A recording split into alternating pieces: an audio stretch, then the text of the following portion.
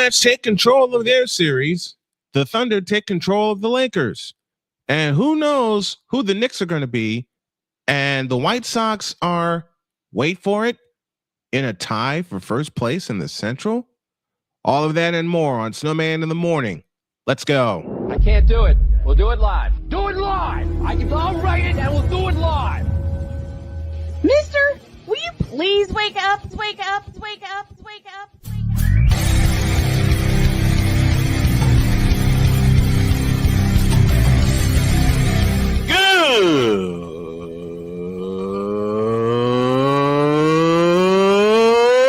Good morning. Snowman here to all you Brock Purdy and San Francisco 49er haters. Shut up. I got to thank you, Shane. I mean, whatever happened to the games where breaking 100 points was, I don't know, unusual?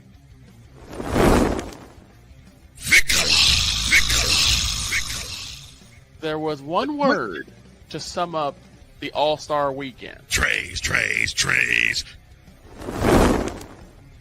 Cause we take this job so serious. Splash Brothers, yes. Ray Allen, replace him with Steve Kerr. Reggie Miller, yeah.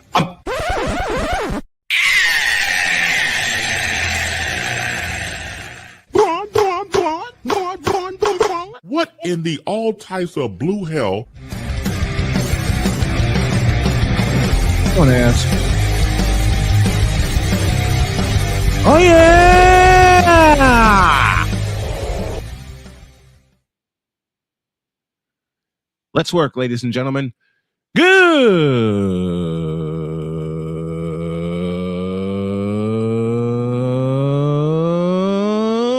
morning, and welcome to the Wacky Wednesday edition of Snowman in the Morning. Glad to have y'all with us. Chat's lit up already. This first hour is presented by Invader Coffee, fuel for the fearless. And speaking of fuel, we got a lot to cover in the next 120 minutes. Are the Knicks for real? We're going to find out tonight. And old Snowman's going to put the headset on for it. The Spurs, are they ready to bounce back at home? I'll have the headset on for that, and we'll break that down. Let's see. The Pistons took care of the Cavaliers, just like I thought they would. The Thunder took care of the Lakers, just like I thought they would. And the Avalanche took care of the Wild, and they're now up 2-0 in that series. All kinds of breakdowns coming your way. And we're going to start by dropping my phone. I'm sorry about that. We're going to start in Oklahoma City, where the Oklahoma City Thunder, the defending, reigning NBA world champions, and thank you, Darnell, the Playmaker Solins, for that. And I'll say it again, the reigning and defending NBA world champion Oklahoma City Thunder smacked the Lakers around by a final of 108-90. OKC got 31 in the first quarter. They outscored the Lakers in every single quarter. And the Lakers in the second half had a grand total of 37 points, 19 in the third, 18 in the fourth. LeBron James led with 27 points. Rui Hachimura had 18. DeAndre Ayton had 10 points, 12 rebounds. Marcus Smart had a dozen. And Austin Reeves, and that's where I'm going to start this breakdown. Austin Reeves only had 8 points last night. That's not Austin. That's really not Austin Reeves, but Oklahoma City's defense, to their credit, shut him down. And they also shut the bench down. Jared Vanderbilt only had a pair. Jake LaRavia only had 3. Jason Hayes had 7, had 3, Jackson Hayes, I beg your pardon, had 3. Luke Kennard had 7. And I heard it said this morning, and the key to this series is going to be the supporting cast. And the supporting cast of the Lakers did not show up last night. And the style of play frustrated the Lakers. It's kind of the same way that the Warriors, during their dynastic run, ran their offense. It's death by 1,000 backdoor cuts and death by Shai Gilgeous-Alexander. Meanwhile, for the Oklahoma City Thunder, Chet Holmgren led them with 24. SGA, the reigning MVP, had 18. AJ Mitchell had 18. Isaiah Hartenstein had 8 points and 9 rebounds. Chet Holmgren, along with those 24 points, grabbed 12 rebounds. Lou Dort had 6, and that kind of concerns me that he only had 6 points last night. But they got help from their bench. Jared McCain had a dozen. Jalen Williams had 3 points. Alex Caruso had 5 off the bench and picked up a couple steals. 9 points for Isaiah Joe. And Cason Wallace had 5 off the bench. And again, the Thunder win 108-90. The Thunder supporting cast did much, much better than the Lakers supporting cast. And that is going to be the key to this series. The key to this series is going to be the supporting cast. Because if the Lakers, and Napoleon Dynamite is waiting backstage, and he's up here now, if the Lakers supporting cast continues to perform the way that they perform, especially last night, because let's just say it real, Napoleon. The Lakers got punked in the first game of that semifinal series.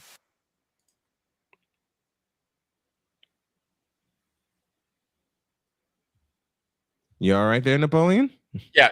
I'm sorry. I'm dealing with some audio issues here. Oh, okay.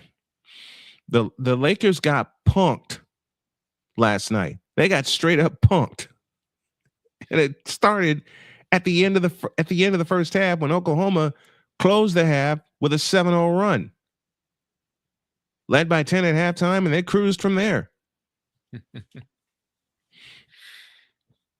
So I guess that means LeBron ain't all that he's cracked up to be. Well, we've known that. The benches scare me because Oklahoma City, and the dog just said it in the chat, the champs are one thing LA isn't, and that's deep. OKC is deep. I mean, they played except for Nikola Topic, they played their entire team.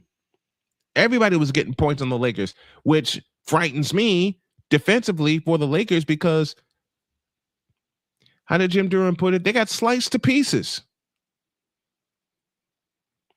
They got absolutely sliced to pieces. LeBron had 27 points. Yay. Who cares? Yeah, greatest scorer of all time. Yeah. Yeah. Who cares?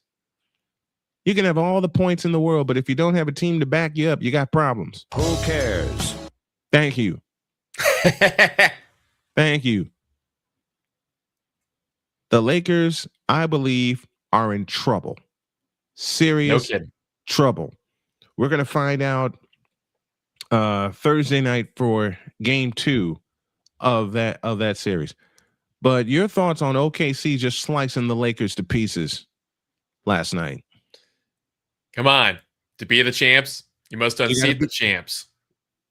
And LeBron and those Lakers, they don't have what it takes. Anybody who says they do, they utter blasphemy. You know something? I've had some people tell me that the Lakers are going to beat the champs, and I looked at them and I said, "Are you kidding?"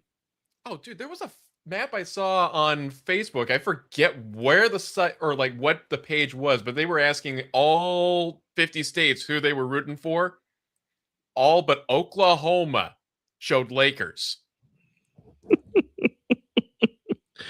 Including which I saw that and I went, who told this lie? Exactly. It's even the 2 states that I primarily lived in, Illinois and Indiana, said Lakers. And I'm going, like you said, who told this lie? Okay, I found it. It was in the group chat that I shared the screenshot from. It said, according to Bleacher Report, they conducted a poll asking fans across the U.S. who would win in the Lakers and Oklahoma City Thunder series. Mm-hmm. And results showed that a majority of fans across the country outside of Oklahoma were rooting for the Lakers. Not I, says me. Same. Not I. Not I, because I do not. Sick Dickie's with us from Norway, so we are now internationally syndicated. That just shows how much people hate the Sooner State. It does. And how people are so blind to believe in the Lakers that they would take down the champs in their house. Not after what I saw last night. Yeah, anybody who says the Lakers are going to take this series, I have one thing to call you. Anakin Skywalker says it best. Liar! Exactly. Exactly. They got sliced to pieces. They got cut up, and it was death. It was death by backdoor cuts. And now the Don is in here with us. Hey, you. Surprise, boys. What's going on, man? You know, the Lakers got sliced, diced, cooked, and booked last night because OKC is deeper than the Screen Actors Guild Association. Let's be real about it. Let me ask you this, Don. Let me ask you this question as we continue to break down Lakers Oklahoma City to start the show today. Okay. LeBron had 27 points, and that led all scorers. Who cares? But their bench. Let me look at this again. The bench had a grand total for the Lakers. The bench had a grand total of 12 points. Meanwhile, Oklahoma City had 33 points off the bench.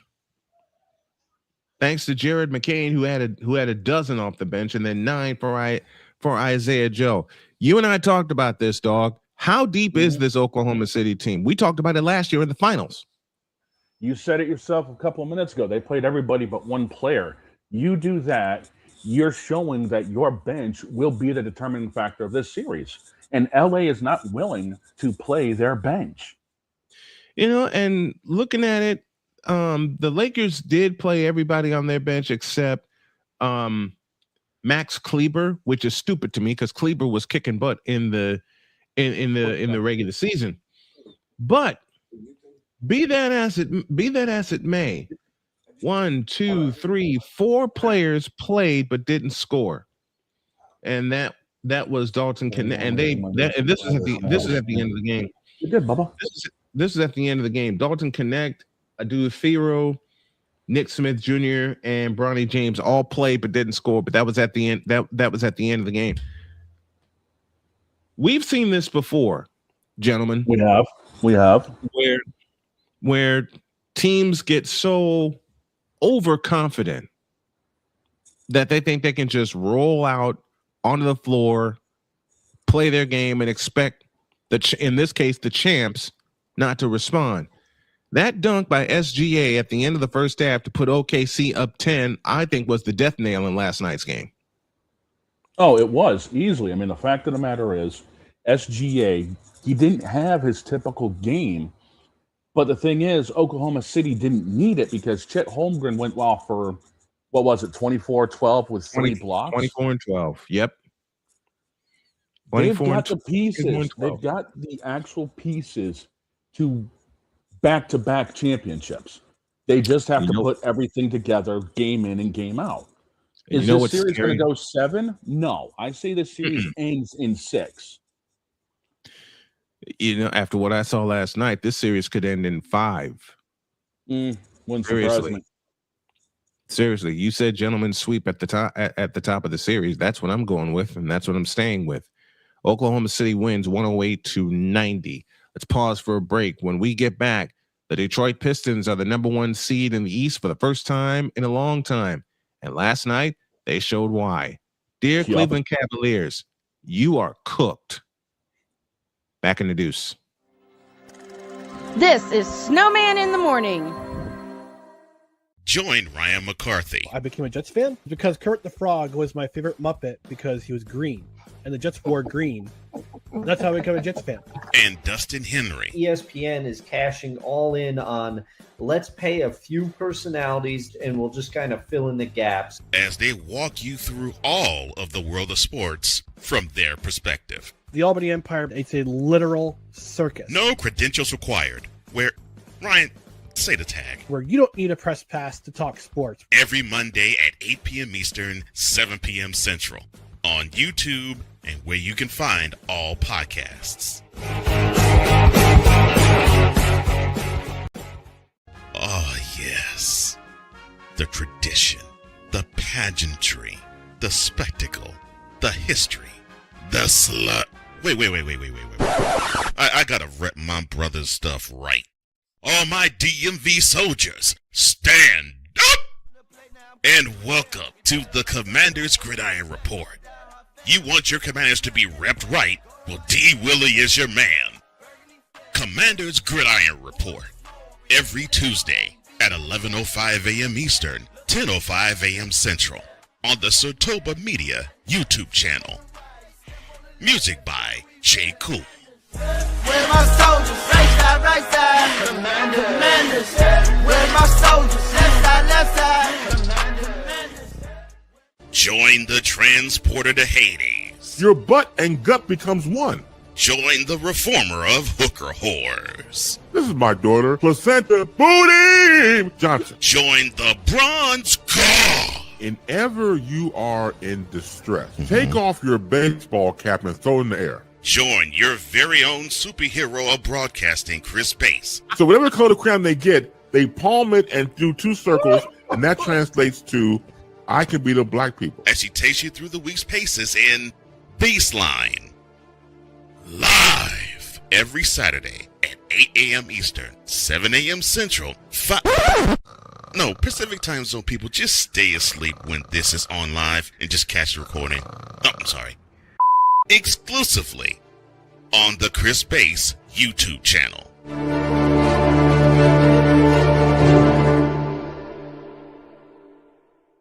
Cause we take this job so serious. I'm on Alarm Island. Give me them cocks! Okay. What in the all types of blue hell? This is Snowman in the Morning. I make my surprise return, and that's the bumper I'm greeted with. Are you serious? 18 after the hour as the dog returns. Napoleon is here. And on Friday, the WNBA comes to Snowman Multimedia, and our brand new SMSN, that's Snowman Multimedia Sports Network, YouTube channel, and SMSN radio stations. We'll start with the Washington Mystics and the Toronto Tempo. That's at 7:30. And then at 10 Eastern, the Golden State Valkyries and the Seattle Storm, 2 playoff teams going at it. We'll have both of those for you as our WNBA premiere. And then on Saturday, to kick off our triple header action at 1 p.m., it's the return of the Indiana Fever to Snowman Multimedia. They will host the Dallas Wings at 1:30, I beg your pardon. Matter of fact, let me just give you the whole schedule that we got for this weekend. It is 1 o'clock. 1 o'clock, it's the Wings and the Fever. 3:30, we'll have the Mercury and the Aces. And then to close our triple header at 9, we go to Portland, Oregon with the Chicago Sky and the Portland Fire. You want the best WNBA coverage? Tune in to the Snowman Multimedia Sports Network, powered by Snowman Multimedia. Okay, back to business. Dear Cleveland Cavaliers, just like the Lakers, you got punked. Not only did they get punked, they got hit by a 3-ton steel Cadillac last night. Yep. 111-101 was the final score. And this game was over after the first quarter because Detroit hung 37 points. Yeah, Detroit just on cruised. the Cleveland Cavaliers. That's the type of ball they have. They go out for the early knockout and then they end up cruising. And here's another prime example of it. So here's my question, gentlemen. The scare that they got in the first round series will that propel them all the way to the World Championship Series? Because the Knicks are lurking, the Sixers are lurking, and they got to get rid of Cleveland. And dog, I'll come to you first. That 7-game series against Orlando, you think that will be a buoy for the Detroit Pistons in this series? I think so, but New York is waiting with a message for them, because what I have seen out of New York so far in this playoff run, they can be extremely evil at times. I mean, what was it? 39 points, game 1 victory, and then 39. They hung 50 in the last series on someone. I mean, who picked New York's Wheaties besides Danhausen? I mean, seriously here.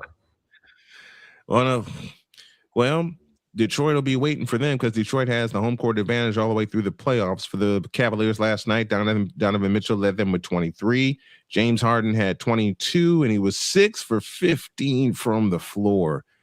Dear James Harden, it's time for your disappearing act. Evan Mobley had 14. Dean Wade had 5. Jared Allen only had a pair in 18 minutes last night. Meanwhile, the Cavaliers bench was led by Max Strus. He had 19 points. Dennis Schroeder had 9. Sam Merrill and Jalen Tyson played but didn't score. Jalen Tyson played 18 minutes. Keon Ellis had 3. Larry Nance Jr., Naquan Tomlin, Craig Porter Jr., Tyrese Proctor all did not play. Meanwhile, for the Detroit Pistons, they were led by Cade Cunningham, who had 23 points. 20 points for Tobias Harris, and we'll talk about the resurgence of Tobias Harris in a moment.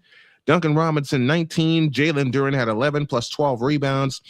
Asur Thompson had 11 and 8 rebounds, so all the starters were in double figures. Dennis Jenkins led the Pistons off the bench with a dozen. Isaiah Stewart and Ronald Holland each had 6 and 3 for Javonte Green. Karis LeVert played but did not score. And that's your scoring breakdown. The final once again, 111-101 in favor of the Detroit Pistons. Now let's go back to Cade for a minute here. He had the 23 points, but that was on 6 of 19 shooting. 6 of 19. Mm-hmm. That is a bit of a problem. Yeah. Well, he was 9 of 11 from the free throw line, 2 for 5 from distance, but you're right, 6 for 19 shooting. The Detroit Pistons were just chucking up all kinds of shots last night, even though they hung 37 on the Cavaliers in the first quarter. They allowed Cleveland to creep back in the game. You can't do that. You can't do that after you hang 37 in the first quarter.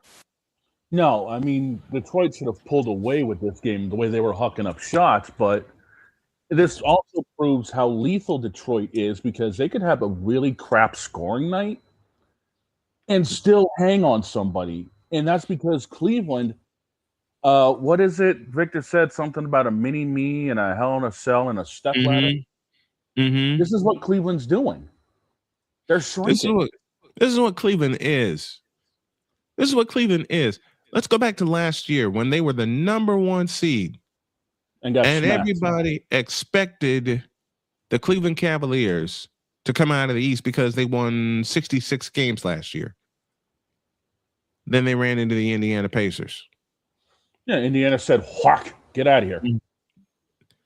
In Indiana, according to a lot of people who have talked to me and talked to others and talked to my wife in tow, Indiana had no business winning that series. Yes, they did. They went to Cleveland and stomped them twice. And that's the opener series. Now, Detroit has the number 1 seed and they have home court advantage, like I said, all the way through until the NBA Finals. Should they get there? They're looking good right now. But that 7-game series against Orlando concerns me, and I'll tell you why. Detroit needs some rest. They do.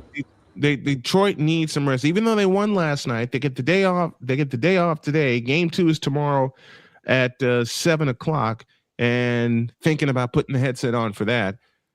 But Detroit played a 7-game series, and I'll go back to your point, dog. Detroit played a 7-game series in round 1. New York played a 6-game series. So New York got 5 days to rest before they welcomed Philadelphia. Detroit only had 2 days to rest before they welcomed Cleveland. Should these two Titans meet in the Eastern Conference Finals, talking about Detroit and New York, who would be better rested? Would it depend on what happened in this series? New York's going to be better rested anyway because, I mean, not to take anything off of it, but it's Philadelphia. I mean, Joel Embiid has been hit or miss since the start of the series. He was out for most of the last one. So honestly, I think New York's going to come in better rested and, better to attack than what Detroit's going to come into. Granted, these two are going to throw hands like it's a schoolyard fight, but at the end of the day, it's going to be New York taking Detroit down in the finals. We'll see if both teams have to get there. Both teams have to get there. Game 1 belonging to New York and Detroit in the East, and we talked about the West already. Let's stay in the East. And Napoleon, let me get your thoughts on the Detroit Pistons. Even though they won game one handily, 111-101, does it frighten you that they chucked up so many shots, including Cade Cunningham, who, as Dog mentioned, was 6 for 19 last night? A little bit. I'd say this is going to be a bit of a challenging series for him, I think. I mean, granted, I don't know a whole lot when it comes down to the NBA, but it's going to be an uphill battle. You do that much, you pretty much are wearing your team out, I feel like. But yeah. Again, what do I know? Enough. I'll tell you that. Let's go to New York. Knicks and Sixers play game 2 tonight after the Knicks beat up Philadelphia by 39 points in game 1. Oh, 137-98. They close out beating Atlanta in Atlanta by 49, and they beat up Philadelphia by 39. Dog, I come to you. How dangerous, and you said it in our group chat, and I want you to explain it here. How dangerous, and not only dangerous, but driven is this New York Knicks team? I haven't seen the Knicks this driven since Reggie Miller told Spike Lee to choke on it. Mm-hmm. I mean, let's be honest about it. That's the last time I saw the Knicks this driven. And they are currently looking like the most dangerous team in the NBA going into this round. I mean, let's just get down to brass tacks. I would hate to face New York right now. I would hate to face them also, considering, let's review game 1. Jalen Brunson had 35 points for Jalen Brunson in game 1. Let's take a look at the box score. First for Philadelphia, Paul George had 17. Joel Embiid had 14. On Dog, you brought this up, and I'll bring it back to you. 3 for 11 from the floor last night. 3 for 11 was their star, Joel Embiid. Paul George was 6 for 11. VJ Edgecombe was 5 for 11. The Knicks simply didn't let the Sixers get up any shots. Even though the shots that the Sixers were taking were absolute garbage. Even though all 5. Go ahead. What is Embiid doing taking so many threes? I mean, that's not his spot. We've talked about this time and again. Yep. Joel Embiid is a body in the post. Mm-hmm. What's he doing chucking up trays all the time? I've had that concern since he came into the NBA out of Kansas. And even though all 5 players scored in double figures, the Knicks shot 41% from the floor in game 1 2 nights ago. That's dangerous. 41% from, they were allowed, the Knicks allowed the Sixers only to shoot 41% from the floor. Meanwhile, the Knicks shot 63% from the floor. I mentioned Jalen Brunson had 35. Mikal Bridges had 17. Karl Anthony Towns had 17. 18 for OG Anunoby. Josh Hart had 8 points, and then their bench just took control because the bench basically was in after halftime, after the Knicks led 74-51 at the half. Listen to this scoreline. Knicks put up 33 in the first quarter, 41 in the second, 35 in the third. 35 in the third. Victor Locke is with us in the chat. He said, if the Knicks go all the way, I'll never hear the end of it from Stephen A. and his fans. That will be my circle of hell. Yours. I don't think Stephen A is going to have much to talk about with the curse from Danhausen still looming large. Listen, I would say that I trust this Knicks team. I would say that they would be dangerous, but I don't. Not after what happened. Look, they've put up I don't trust a 49-point beating in round 1. They've put up a 30-plus in round 2. Yeah, that's a given, but look at the teams they've had. Philadelphia, game 1, who showed up for them? Nobody. Nobody. And in that 49-point beatdown of, who was it, Atlanta? Atlanta. Who cares? Exactly. They've got to be able to keep doing that. I mean, you take Jalen Brunson out, take all of his points off the board, and the Knicks still ended up beating Philadelphia by what? 4 points? Yeah. They have to have better production.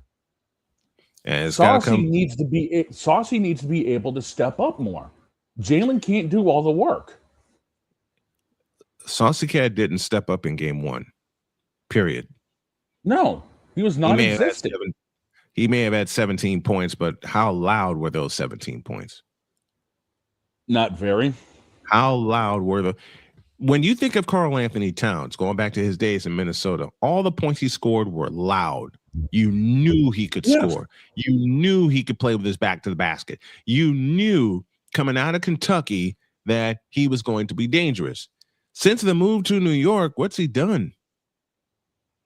He's had maybe what 5 or 6 30-plus point games. Exactly. So it really sounds like Nuth and Ing. Basically.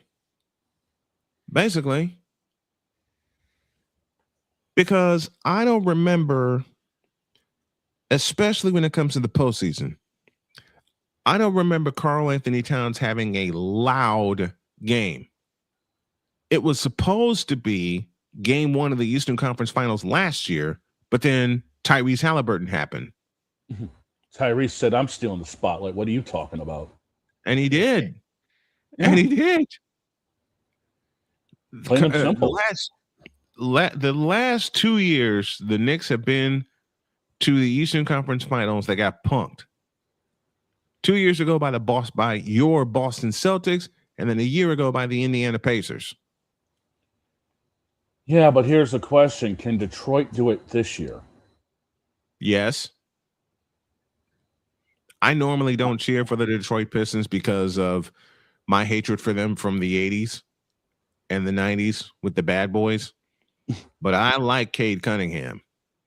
And I say hatred very playfully because Detroit, as we talked about, Detroit built a powerhouse. They did. Chuck Daly built a powerhouse. All right? And they kept beating my Bulls, dag nabbit. Well, I mean, that was the rivalry of the 80s and 90s. I mean, let's be real about it. Yes, there was always going to be talk of the Celtics Lakers because it's East Coast versus West Coast. It's East versus and it's Magic versus Bird. But the hidden rivalry that finally came to a head once those two teams kind of fizzled out a little bit was Detroit-Chicago. Was Detroit and the Bulls. Sadly, I doubt it, says Victor. I don't think Detroit has the horses to do it. I hope I'm wrong. I hope I'm wrong. And I know my bias is coming through. I know that. Man, everyone's got a bias. Come on, let's be real. Look, I don't want to see the Knicks reach the finals. Because with all the Nick and YSL Hefe, I love you dearly, brother. I really do. Besides Stephen A. Smith, if the Knicks go all the way to the World Championship Series, not only will Stephen crow, but so will Wise. And I know Wise. He's a big-time Knick fan. Bless his heart. Bless his heart. We'll see. That means we'd end up hearing from the knuckleheaded, Nimrodic Knick committee. Oh dear God. No. And yes, feel free to use that. No. Knuckleheaded Nimrod Knick committee. No. Hell no. No. And no. No. I refuse. I refuse to believe that. But watch. I say that out loud and watch what happens later. You know? Knicks end up sweeping and we end up having to hear from them even worse. I know. Oh Lord. The Knicks fan, and they're starving for a championship. They haven't won a championship since 1973. I get that. There you go. That. 19. They're the least relevant team in the NBA. There you go. If we follow Droid's logic, If we apply Droid's logic, the most irrelevant team is the Knicks because they haven't won since 1973. Yeah, see, there you go, 19. They haven't won anything since Studio 54 was a thing. Right. Let's apply Droid's logic to all the playoff teams. Okay, and we'll start with the play-in round, and of course, I'm showing my bias. Golden State is relevant because their last championship was 4 years ago. Mm-hmm. In a 6-game war against the Boston Celtics. That was fun to watch. Yes, it was. I wish I'd have been well enough to call that series, but I didn't have the equipment, and I was still recovering at the time. Mm-hmm. The Minnesota Timberwolves, no, irrelevant. They haven't won anything, even though they have a 1-game lead on the San Antonio Spurs, thanks to Anthony Edwards coming off the bench with 18 points and stopping Victor Wembanyama, who had 12 blocks. This is why there's so much controversy around why did Cooper Flagg win Rookie of the Year and not Victor? Well, Wemby, let me correct you. Wemby did win Rookie of the Year in 2024. Oh, he's been around that long? I thought this was his rookie year. Yeah. Well, he had a couple of major injuries. Yeah. He had a couple of major injuries, but he did win Rookie of the Year in 2024. Okay. Wemby had 12 blocks last night, and Anthony Edwards said, who cares? 35 man goes off. Points. 35 fourth quarter points to get Minnesota the win. Game 2 is tonight in Texas. How bad, dog, do the Spurs need this game going to Minnesota this weekend? About as bad as they need Tim Duncan to come back. Let's be honest about it. Because the Spurs haven't been relevant since Timmy D, Manu Ginobili, Tony Parker, and that run they were on. They need something. Well, they're relevant now because they're the number 2 seed in the West. And if you blinked, which I did for portions of the season, you wouldn't realize that the Spurs won 62 games. I mean, they went on some crazy runs this season. Yeah, man. But it's been a roller coaster for them. I mean, when they were up, they were way up, but then came to crash back down to earth. They flirted for a long time with the number 1 seed because they kept punking Oklahoma City. Didn't they sweep them didn't they sweep the regular season series? 3 games to none. 3 games to none. So, as you said earlier in the season, if Oklahoma City has kryptonite, it's in San Antonio. But the Spurs have to get there. Game 2 tonight, 9:30. Yours truly will have the headset on for that. Let's take a break. When we come back, we'll have the question of the day and the most surprising thing in Major League Baseball. And when I say surprising, you won't believe what I'm going to tell you. Oh, back in God. the news. This is Snowman in the Morning. Drew Willingham. In this case, you put the blame on Kyle Shanahan for apparently not preparing the team enough for the overtime rules, supposedly.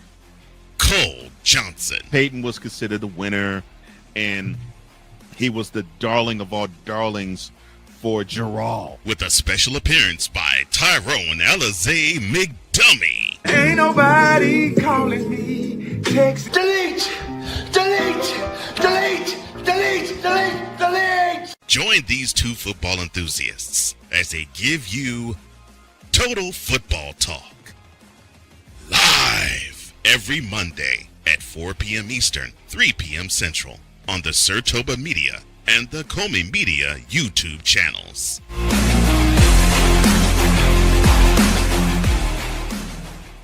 Hey, Eagles fan.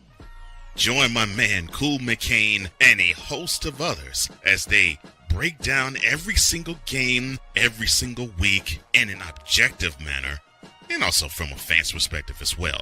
Remember, this cast feels just like you. Nobody likes you. and you don't care. Fly, Eagles, fly. Eagles Elite Podcast, every Wednesday at 8:30 p.m. Eastern on YouTube and other podcast outlets.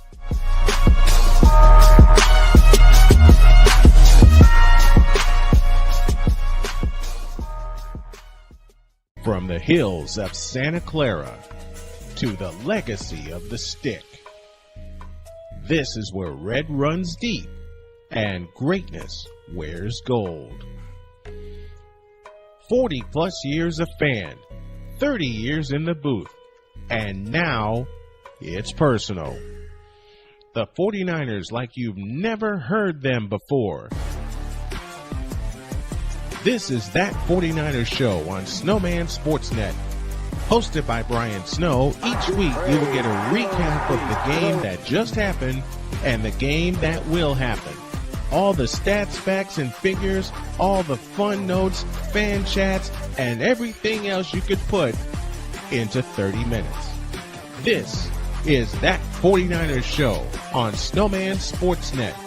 Wednesdays at 7 p.m. Eastern, 6 p.m. Central.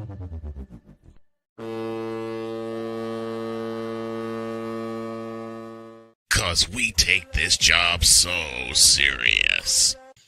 What are we doing? What in the all types of blue hell? This is Snowman in the Morning. There's a lot of teams that could ask that question. What are we doing? 42 after the hour, and you know that Cowboys song? Yeah, what about it? By how did put it by Tyrone Alexander McDummy? Why are we talking about McDumbass now? Because my wife was singing the song when she heard it in my headset. Oh, for God's sake. That's about as bad as me actually having to explain something yesterday on Jen's stream.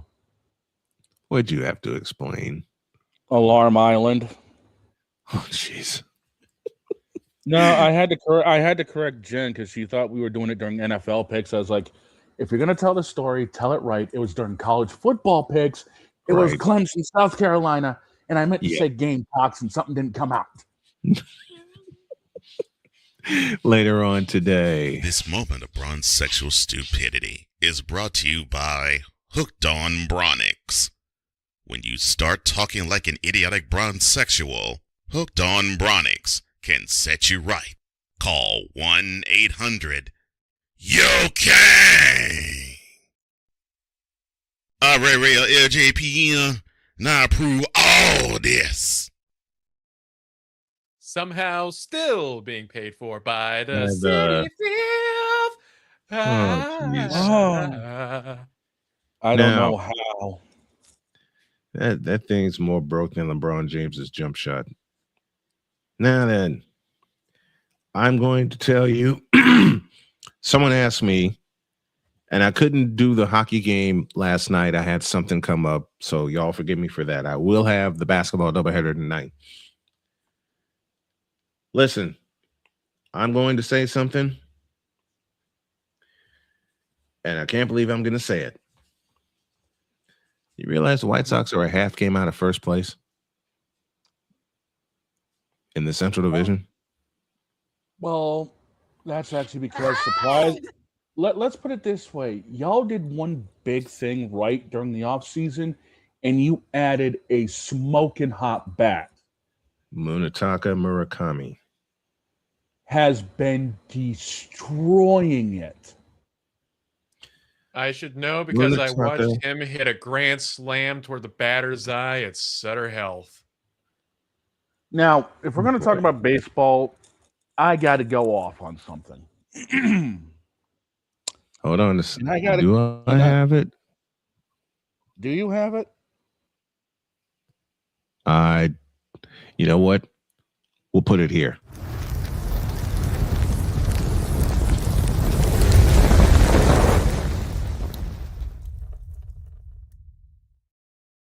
Now that's a clean burning seat, I tell you what. I tell you what. And I'm going Go to do it for this way. I'm going to do it this way.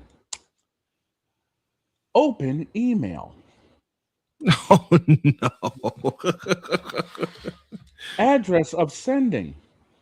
Front office Boston Red Sox at gmail.com. Subject of email. Huh? Body of email. To quote Chris Dietz, what are we doing here? We're sitting roughly, 7 games out of first. We're at the bottom of the AL East. You think that bringing in just a new manager is going to change things. You think rearranging your entire coaching staff is going to change things. And yes, we hung 10 on the Detroit Tigers last night, winning 10-3, but our pitching staff is absolute garbage. Our offense is completely lacking outside of 3 or 4 games where we've scored 7 or more runs. And you think that right now we're actually in a good position. I don't know if y'all have had too many Fenway hot dogs taken to your head or not, but we ain't in a good spot, y'all. We're not. The Boston Red Sox has our brother, the big dog, howling foul. Oh, I'm howling foul quicker than Angel Hernandez right about now. Oh, dear God. That's assuming that Angel Hernandez knows the difference between a fair and a foul ball. Which he doesn't. I mean, right now, we are going to be the biggest buyers into the trade deadline. Now, yes, I know I'm saying this, roughly a month and a half into the season? But sitting at 7 games under 500 and our pitching staff looking like they belong in JV high school baseball, and even then they'd probably get rocked by 13-year-olds. We need to do something to fix this. We have not had a bright spot in our pitching rotation because we don't have what's the biggest poker card out there? Oh, yeah, Pocket Rocket Aces. And our offense 1 through 9 has been struggling. We don't have a guy in our lineup that's hit more than 5 home runs this season. Oh, geez. Wait, For the longest.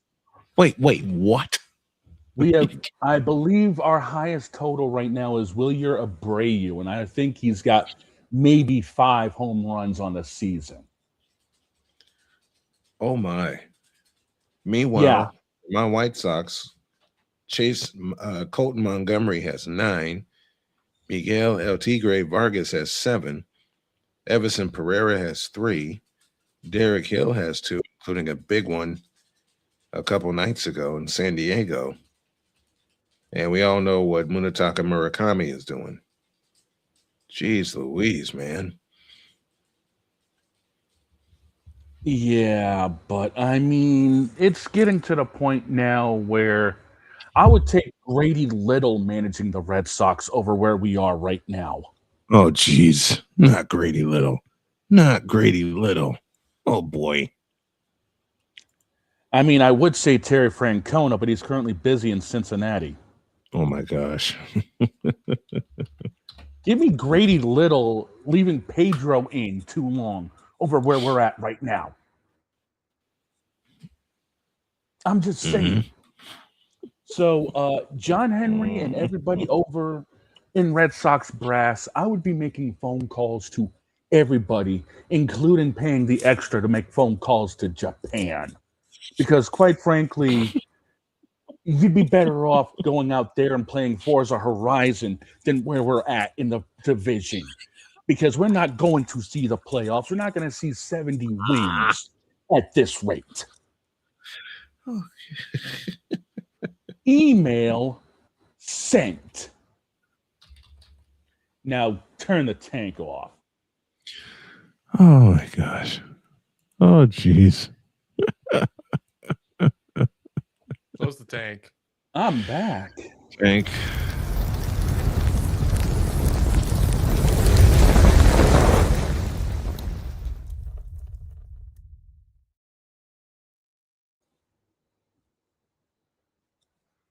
I'm back. Muted. Oh, Jesus. You know what? Since we're talking baseball, in the second hour, we'll break down all the hockey playoffs, including the Vegas Golden Knights. I got nothing to talk about there with my Bruins after what happened. We're going to get to all that and recap everything. Ugh. I got a little something of my own. Oh, boy. And it's for my hometown.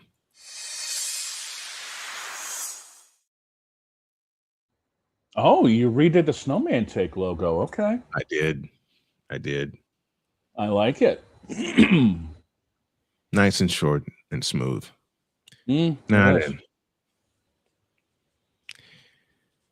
let me reintroduce it again. And once again, I warn, the Northsiders are not going to like me.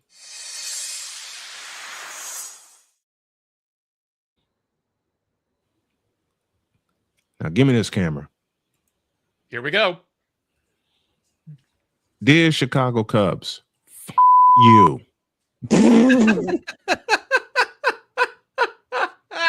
Dear ESPN Chicago for Cubs, putting that garbage on TV.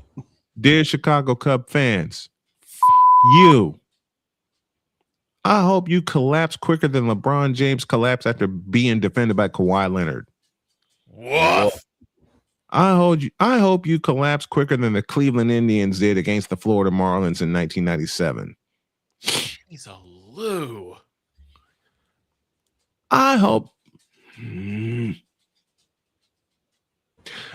you collapse quicker than the Philadelphia Eagles in 2023 when they faced my San Francisco 49ers.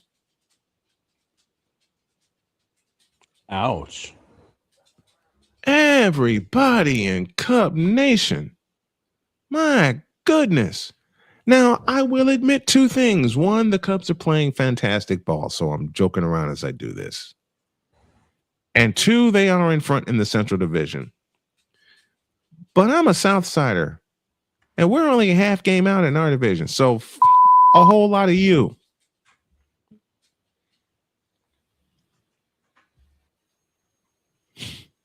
I'm going to laugh. That's all I got. Couldn't do it without the commissioner showing up. I couldn't do it.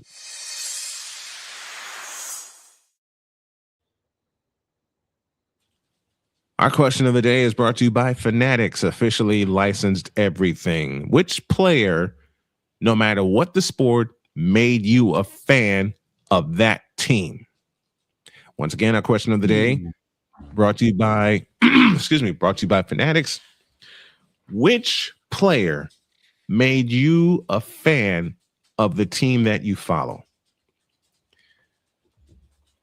Okay, I got a handful of them, obviously. I was about to say same thing for me. I heard that one. Did you hear that one? Reggie.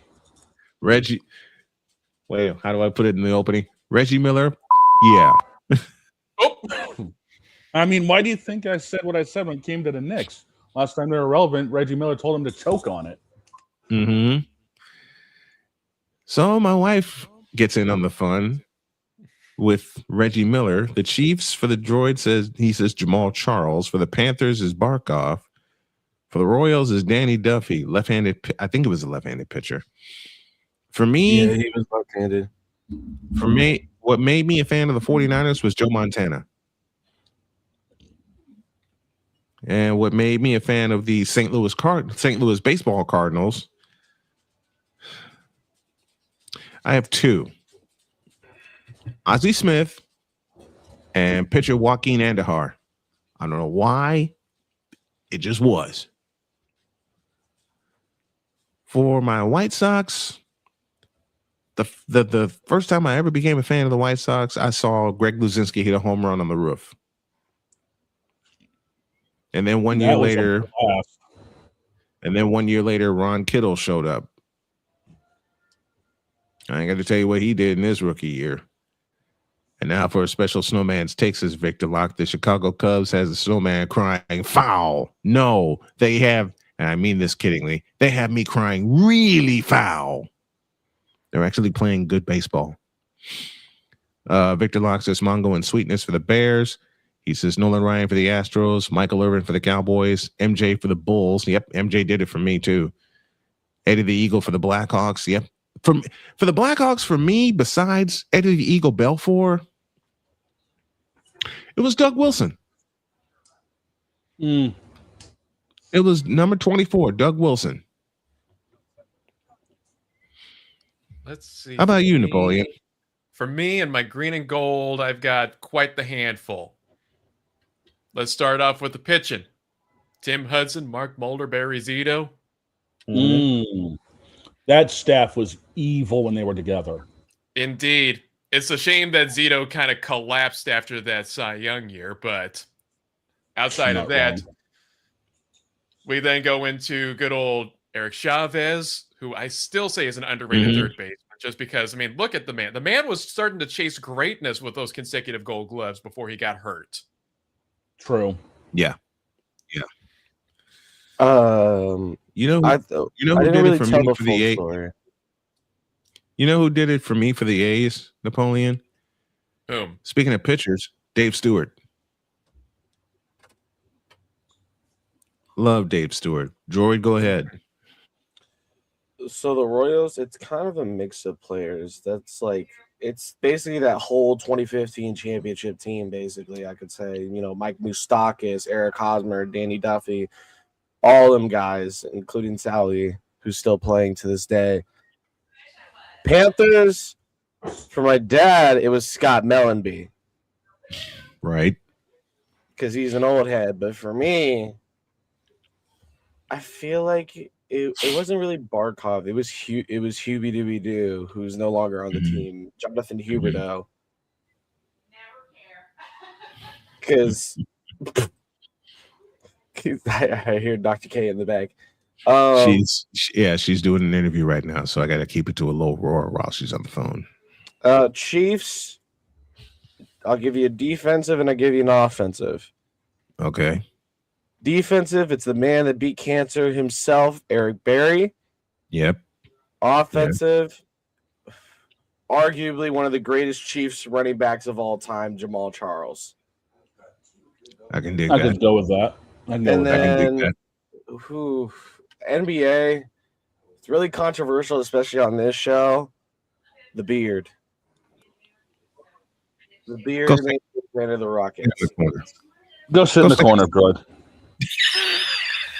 Go grab the dunce cap and go sit in the corner. Since we're talking about Rockets, the person who did it for me was Akeem Olajuwon. Yes. I wish I was able to see Hakeem in the dream, but also I'm kind of glad I didn't, because at least I get to stay young for a little bit longer. Dude. What the hell are you trying to say, old boy? Listen, Droid, shut up. I'm 53 and I feel like I'm still young, okay? I'm turning 40 this year and I watched some of the best time in the NBA. Come on now. It's hard to say what made me an AFC Bournemouth fan, because, you know, I could always say it's Evan Nielsen, but then people are like, oh, you just started following this year? No, I've been following for a few years now. It's just I never really fully followed the team. I've been a Bournemouth casual for the last 5 of the last 7 years. I've been a fan of the team. I've just been a casual. I haven't really been following them too heavily until recently. But for SKC, Eric Tommy, the legendary captain Eric Tommy. You can also say Johnny Russell too. They've been both goats. What did McCoffey say? McCoffey said, "What's the topic of discussion? The first player that made us fall in love with our teams." Yes, that's the topic. Before we go to a break, dealing with me. Obviously, things are a little bit wacky back in the 90s because we didn't have the local teams because of blackout restrictions. But obviously, when it came to basketball, who else? Number 23. Michael Jordan. MJ. But when it came down to the Celtics, yes. Bird was there. McHale was Harry there. Bird. All those guys. That entire team. I have a feeling when he came to the Red Sox, you loved Big Papi. Bro, I've been following the Red Sox since Mo Vaughn was playing. Wow. Mo Vaughn. That's a name. Mo Vaughn. Mo Vaughn, then Nomar, then Pedro. Nomar from Wicked Fire. And then, As of they course, used to say on the Man Ram Red Sox coming over. broadcast. Then, of course, Man Ram coming over in 2001. Who was that one player? I think Austin Pedroia, I think his name was. Who hit a walk-off home run. Who hit a walk-off hard, went over the... Oh, no. Oh, no. Breaking news. Oh, no. Oh, no. Is it Austin or Dustin Pedroia? Breaking... Dustin. Hold on. Breaking-ish news, says Ryan McCarthy. Ted Turner passes away at the age of 87. Oh my goodness. I don't know who that is. I'm sorry. I'm too young to know. Ted Turner used to run TBS, CNN. He had the entire broadcasting down in the Atlanta area. Yeah, he was... He also owned WCW. Mm-hmm. I didn't even ask your opinions on WWE stuff as of recently. We'll talk later. Oh, wow. CNN released the news on social media a little over 45 minutes ago. So it'll take a minute before ESPN picks up the story too. Yeah. But we got it here first. You see us, ladies and gentlemen, we got it before the 4-letter network. We did. So to pick up the spirit, the 4-letter network just took in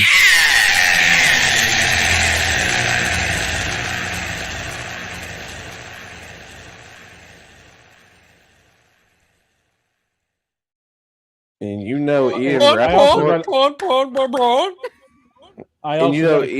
Victor on something. I got to correct Victor on something. That's Dude, okay. it wasn't Tuukka Rask.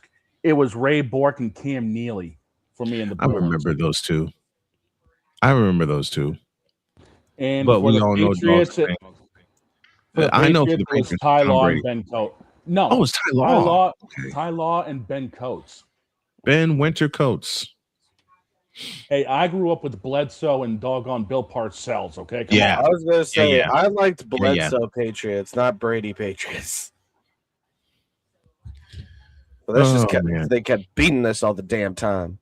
Well, that's because your Chiefs weren't crap back in the 90s. What are you talking about? Well, we had like a washed Joey M. I know the joke was there, Victor, but come on, right dude. there. Let's be real. McCarthy says Ray Bork should have been a New Jersey Devil in 2000, but alas. What makes it so bad? Ray Bork finally lifted the Stanley Cup a year later when he won with Colorado. We got a break. 11:04 is your time. We got a break, and then after the break, we got an ID and a lot of hockey talk. Are the Golden Knights for real? A game? No. I don't Shut know. We'll talk Real about that and time. more, ladies and gentlemen. All right. Back in the deuce. This is Snowman in the Morning. Drew Willingham. In this case, yeah, you put the blame on Kyle Shanahan for apparently not preparing the team enough for the overtime rules, supposedly. Cole Johnson. Peyton was considered the winner, and he was the darling of all darlings for Gerald. With a special appearance by Tyrone Alizé McDummy. Ain't nobody calling me. Text delete.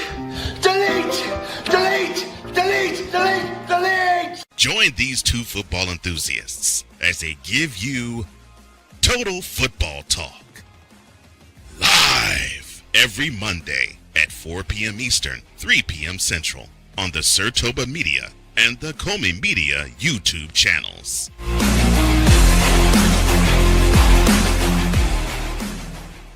Hey, Eagles fan. Join my man Cool McCain and a host of others as they break down every single game, every single week in an objective manner, and also from a fan's perspective as well. Remember, this cast feels just like you. Nobody likes you. And you don't care. Fly, Eagles, fly. Eagles Elite Podcast. Every Wednesday at 8:30 p.m. Eastern on YouTube and other podcast outlets.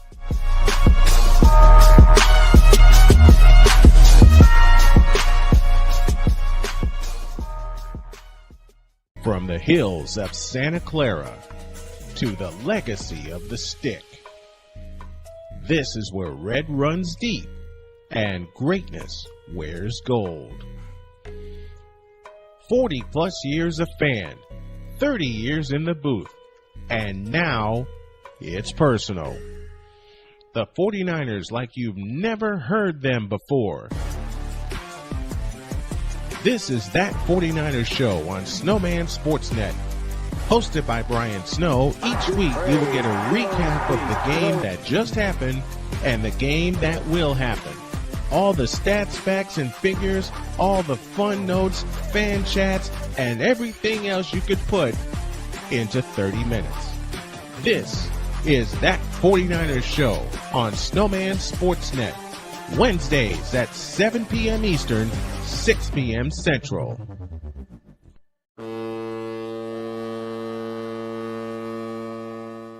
Cause we take this job so serious. What are we doing? What in the all types of blue hell? This is Snowman in the Morning. Man, what are we doing? I'll tell you exactly what we're doing. It's 11:07, and we owe you an ID. This is Snowman in the Morning. You're listening to WJKS-DB, your Hoosier Sports Home and Indiana Sports Hub play-by-play voice. You're listening to WHDR-DB, your radio home and voice of the Carolinas. You're listening to WBWS-DB, your new Chicago Sports Hub radio voice. It's the Worldwide Sports Radio Network. You're listening to WQVZ, 1700 AM Mission Radio. And Father Assurance, you need to go to hell. Here, bronsexuals. Well, that game sucked. I'm on Alarm Island. The is that? Shut your mouth. You like that? You like that? You fool! We need to see it. Now get out of my face, you thirsty chiz. The utter blasphemy. I'm on Alarm Island. What is that? Okay. Give me them chickens. Here's my list from Ryan McCarthy. New York Jets, Richard Todd, I remember him. Yankees, Don Mattingly, Donnie Baseball, gotta love that. Devils, Sean Burke, remember him when I was a Nets fan back in the day. Drazen Petrovic, there you go. I was watching some older episodes and saw that I Really Want to Be a Thing. Jen Yozo's top 10 fails in VTube in 2025. Oh my gosh. That would be interesting. I can give you I got too many clips to pull out 10. I got two fails right now. The fact we had to deal with glitch twice during their streams. Oh jeez. To the NHL we go, and the Golden Knights beat the Ducks in the start of their round 2 series 3-1. The Hurricanes are now up 2-0 on the Philadelphia Flyers. I'll start there. Are the Hurricanes going to tease us again with a conference final appearance and then collapse? Or are they actually going to finish the thing? Dog, I'll start with you first.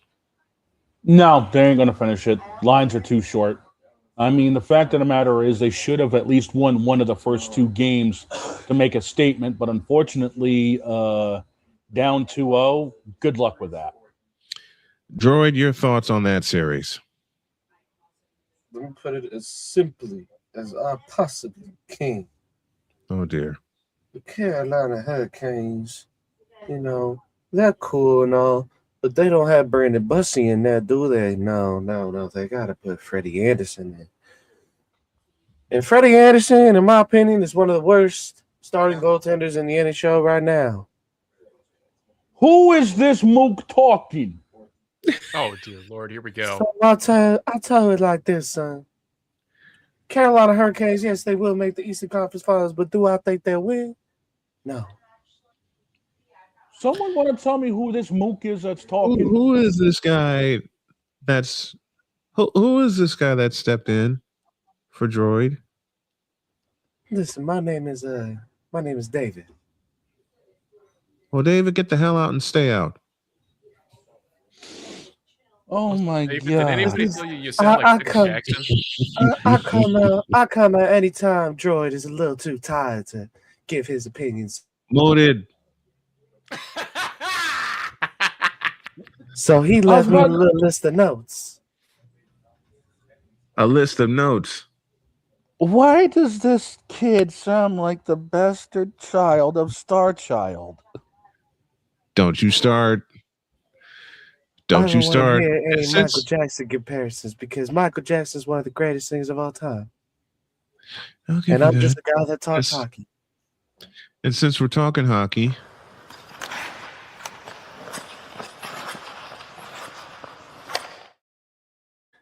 David, get out of my seat.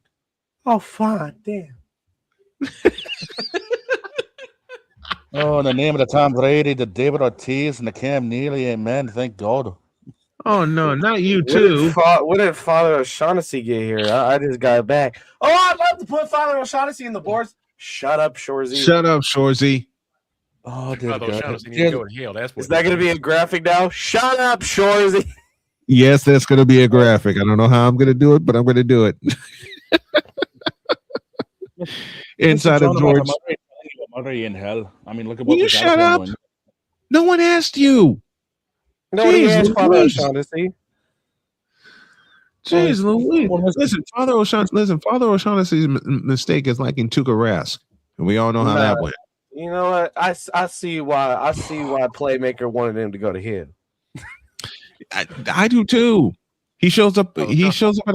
Listen, Father O'Shaughnessy, I got a message for you. And Father O'Shaughnessy need to go to hell. I'm already in hell. It's called being a New England fan.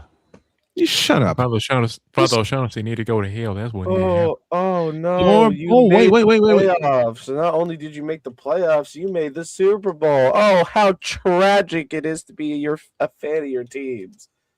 We got more breaking-ish news. The PWHL is expanding to Detroit next season. I'll talk about that tomorrow in a special Snowman's Take, because I'm going to go off on that piece of news. Even though I love the PWHL, talk about that tomorrow. Now then, since we got David out of the way and Shorzy is trying to peek in, Droid, please break down this Hurricanes Flyer series with the Canes up 2-0. And my question is Carolina going to tease us with another Eastern Conference final appearance and then collapse? Well, I didn't hear what David said because his voice is soft as baby wipes. So I don't know what he told you. David sounded like Michael Jackson. This segment of David is brought to you by Dude Wipes.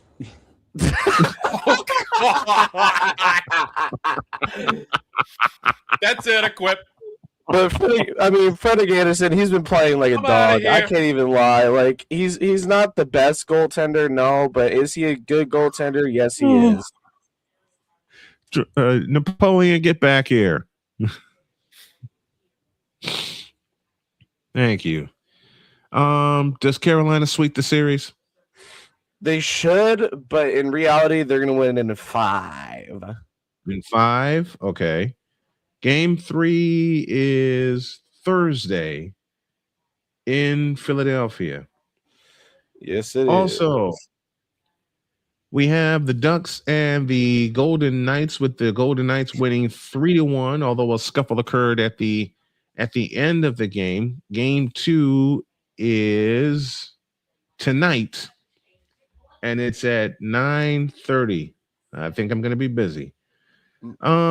let me put it as simply as possible with the Vegas series. I'm not going to sugarcoat nothing. This, in order for Mitch Marner to prove that Toronto was the problem, he needs to make it past the second round at least. So this is a must-win series for Mitch Marner, not really a must-win series for Vegas, if that makes sense. Yeah. Well, if they win tonight, they take a stranglehold on the series and lead 2-0 going to the pond in Anaheim. So Mitch Marner is the key for Vegas in this series? Yeah, Mitch Marner is going to be the key for Vegas. And then the key for Anaheim is Lucas Dostal, the goaltender. He needs to be able to stay on his game and only let up 2 goals like he did last a couple nights ago.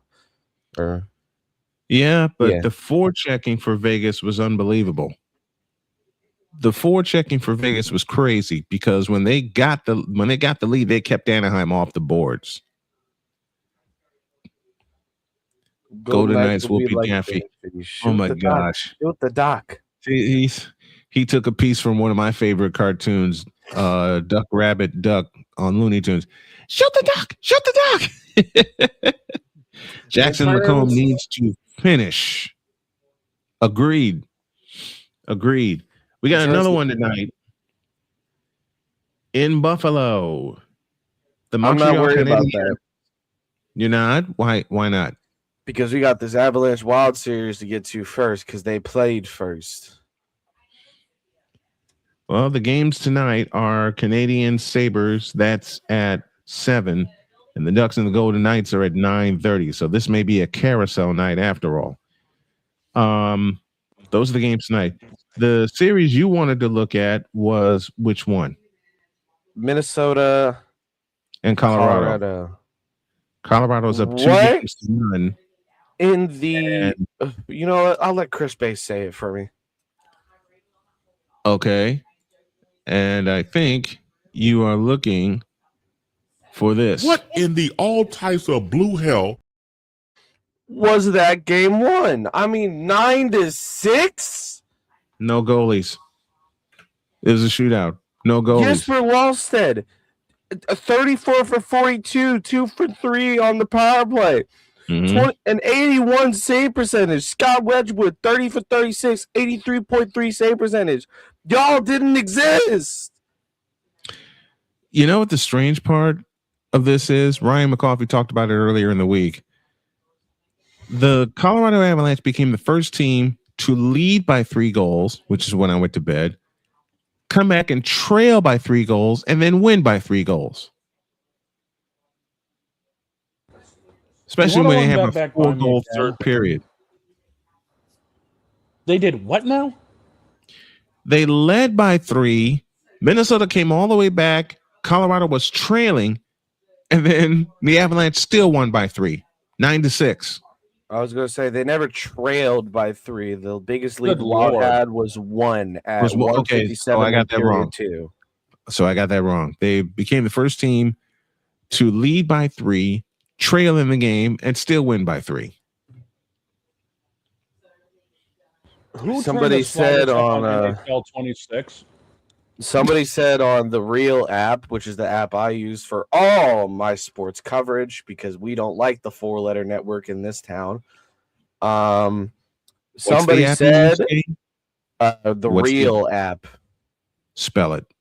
REAL, like the word real, like reality. Okay.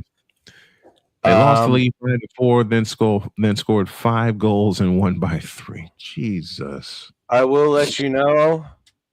It's fested with brawn sexuals. Oh no! Oh Jesus!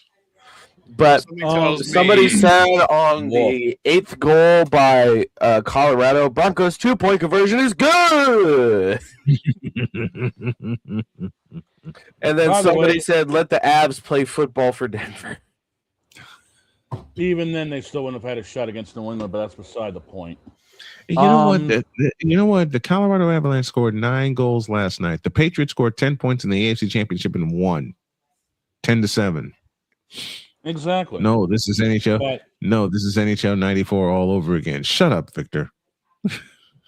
I'm going to put it this way. When it comes to Buffalo and Montreal, I could care let's less. move. Buffalo knocked us out, and I say, screw you, Montreal. So in other you words, don't have a dog in I'm this not fight. biased. Hold on. In other words, dog is doing this for that Canadian Sabres series.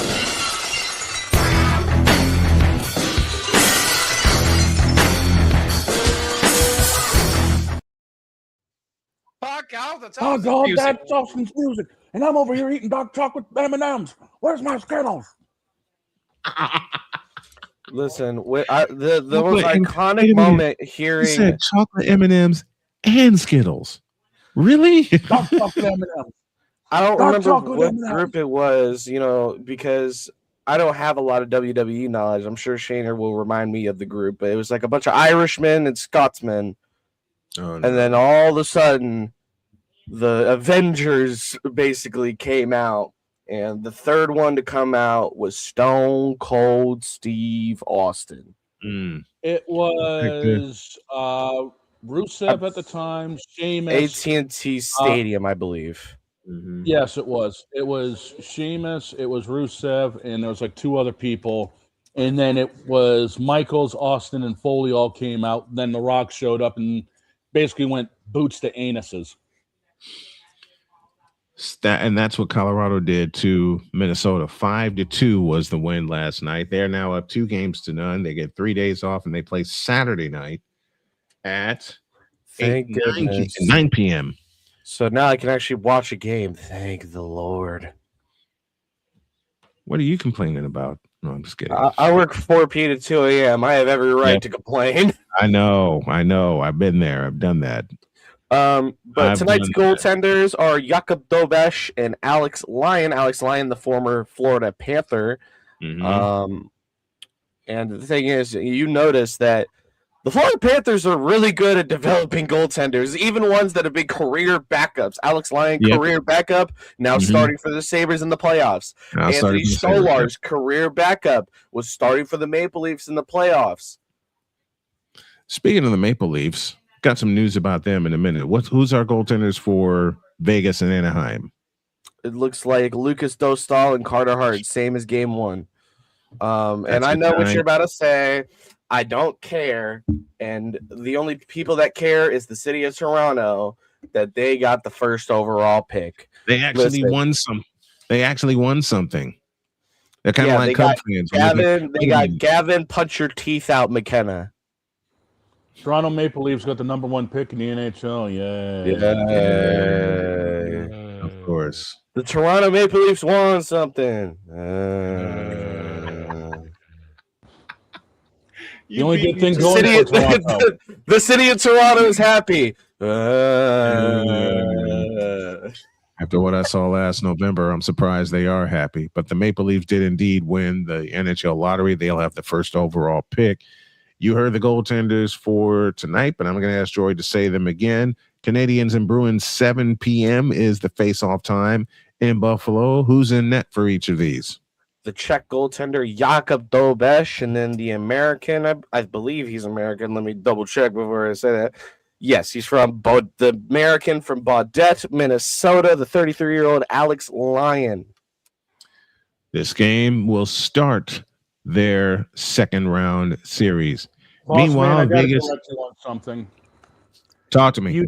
You just called the Buffalo Sabres the Buffalo Bruins. How dare you insult my team like that? Rude. I apologize. I haven't had any caffeine. The Buffalo Sabres and the Montreal Canadiens. Jakub Dobesh is the man to watch in goal for Montreal. Game 2 of tonight's doubleheader is at 9:30. It's in Vegas. It's the Anaheim Ducks and the Vegas Golden Knights. And Droid, who's in net for these teams? 6'2", coming out of Brno, Czech Republic, the 25-year-old Lucas Dostal coming in for Anaheim, and then the totally not convicted felon, the 6'2", 27-year-old out of Sherwood Park, Alberta, the Canadian Carter Hart.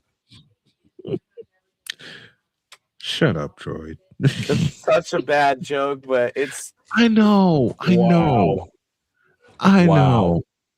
I can't believe you did that. The totally not convicted felon. Totally not convinced. We could say that about a few people, but we're not going to. That's Droid's Power Play, presented by Fanatics.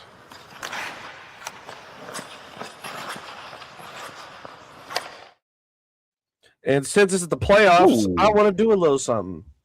Okay. We'll call them the NHL Playoff Picks, presented by Deemed Fit. Alrighty.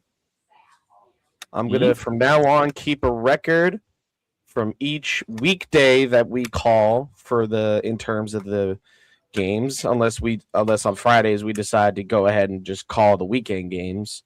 Mm-hmm. So tonight, first game 1, 6 p.m.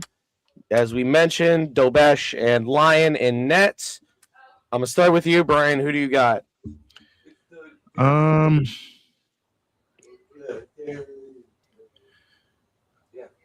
gonna go with the Canadiens.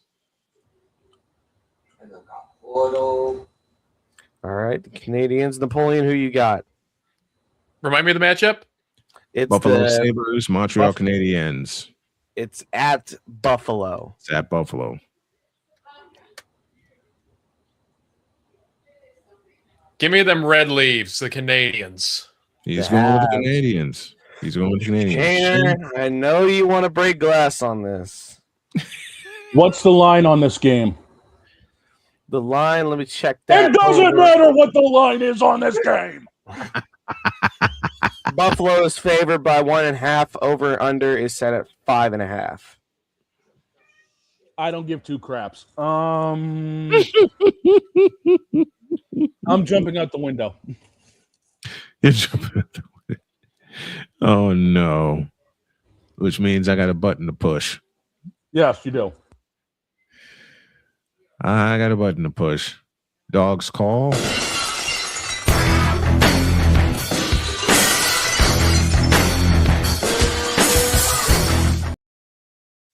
Fuck all, that's house's music. You can't even be too mad at getting eliminated when you all really eliminated yourself. That was the thing about the Bruins. The only thing that killed you was yourself. Mm-hmm. Yeah, don't remind me. We got so much buckshot in our own foot. It's not even funny. Yeah. Oh boy. In seriousness, give me Montreal, but it goes to overtime. Oh, you're taking the Abs, your rivals. Yeah, he's taking them.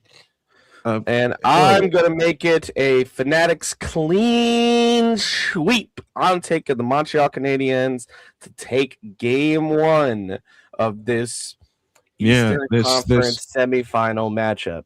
There's something about the Montreal Canadiens that reminds me of their dynasty days, and I think they got something. They got a surprise for Buffalo.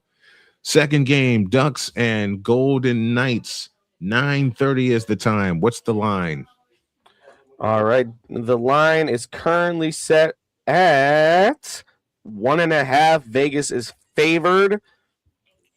Goals over under 6.5 for this one.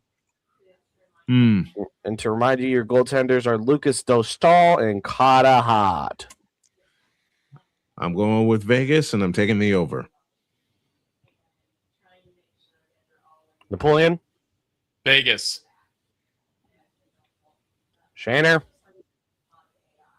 Anaheim doesn't have Jiggy Jaguar in net. Give me Vegas, and it's going to be a shutout. Oh, okay. He's calling for a shutout. Okay. I would normally make this a clean sweep, but I have hate in Vegas blood. Why? Because one of my good friends is a Vegas fan, and I just love to poke fun at him. So even if it makes me go to 1-1 on the night, or even 0-2, I'm going to take the Anaheim Ducks. Okay. By the way, I noticed we've made all of these picks once I started coming up with the whole NFL thing. What have I started around here? You started a lot of fun. That's what you started. And we may see Deb Wickus on Friday. Hey, yo, let's go. I'll have a confirmation here in a few minutes. McCarthy says the Adirondack Thunder beat the Maine Mariners Not sorry, dog, in overtime. And that means tonight at 7 p.m. in the ECHL North Division semifinal, we have a Game 7.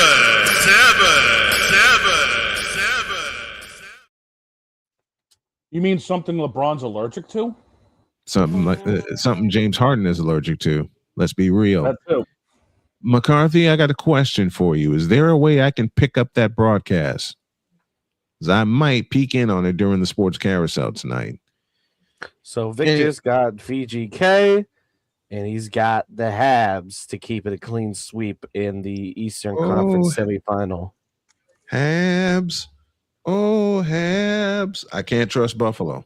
So I'm going to just keep it a buck with y'all. It's either we're going 0-2 or y'all are going 1-1 and I'm going 0-2. Listen, I don't trust I'm sorry. I just don't trust Buffalo. Y'all better keep your mouths closed on Friday. You know what, Victor? I'm going to tell her. Victor, your Fly Eagles fry is not as bad as my Alarm Island. Shut up. Oh, he just doesn't want to get in trouble with Deb. That's why Victor's telling us to keep our mouths shut. Victor, my mistake turned into a bumper and likely merchandise. Come on. The merchandise is ready. That's gotta be Gamecocks merch now. What the hell are you talking about? The merch is ready. What are you talking about? Here. Yeah, so I do hate to burst your bubble, Brian, but the entirety of the ACHL playoffs is behind a paywall. It's under Flow Hockey. I just saw. Yeah, and to even make it worse, it's $30 a month. Well, that's the same thing as Flow Racing when we want to watch dirt tracks or short track action. Well, yeah, it's the same. It's the same company. Same company. Yeah, $30 a month. To hell with that. I paid one $30 month just to watch my Wichita Thunder. Right. And was it worth it? Sucked. The broadcasting sucked. The play-by-play, it's my Wichita Thunder, so I got to say it was pretty damn good. But the overall broadcast quality is not worth the $30 a month they make you pay. That's all I need to know. Victor, that's all I need to know. You're better off just buying a YouTube TV subscription. Yeah. Victor, says yours is a song.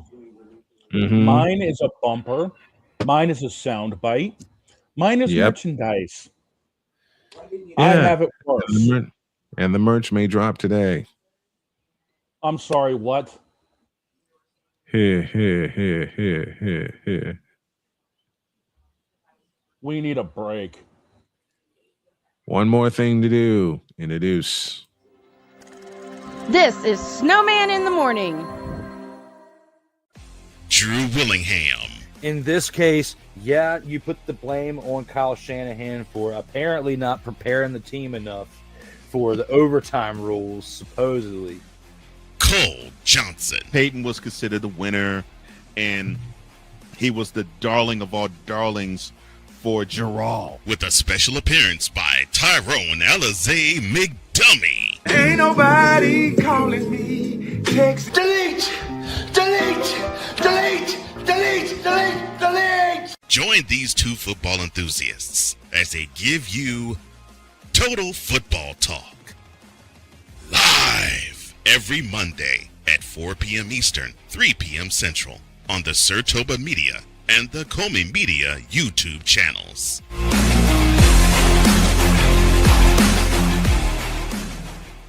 Hey, Eagles fan. Join my man Cool McCain and a host of others as they break down every single game, every single week in an objective manner, and also from a fan's perspective as well. Remember, this cast feels just like you. Nobody likes you. And you don't care. Fly, Eagles, fly. Eagles Elite Podcast. Every Wednesday at 8:30 p.m. Eastern on YouTube and other podcast outlets.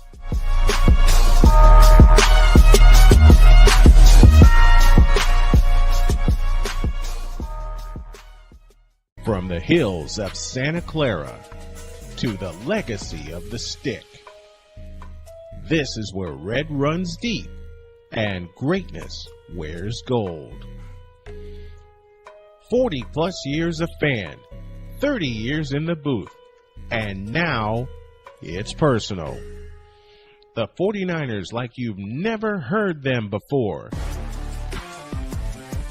This is That 49ers Show on Snowman Sportsnet. Hosted by Brian Snow, each week you will get a recap of the game that just happened and the game that will happen. All the stats, facts, and figures, all the fun notes, fan chats, and everything else you could put into 30 minutes. This is That 49ers Show on Snowman Sportsnet. Wednesdays at 7 p.m. Eastern, 6 p.m. Central.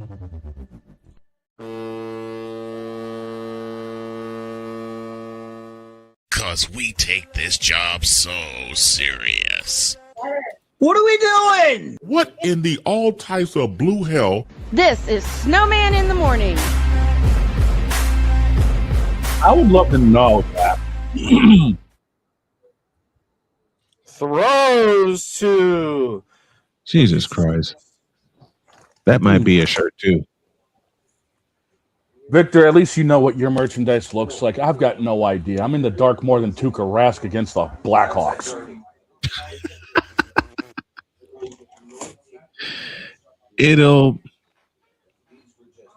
I'm not going to give it away. I want to, but I'm not going to give it away. 37 after the hour, and the Empress just got home from her workday. And no, you're not hearing things, Empress. Guess who decided to crash the party? It all started with... In the name of the Tom Brady, the Manny Ramirez, and the David Ortiz, amen. Now let's go. And it's ending with Alarm Island. And give me them chickens. You mean this? I'm on Alarm Island. Give me them cocks. Yep. That. Not your proudest moment. I'll definitely say that. No, but one that's apparently going to live in show lore longer than anything else I've ever done in this lifetime. I got a couple more up my sleeve for you.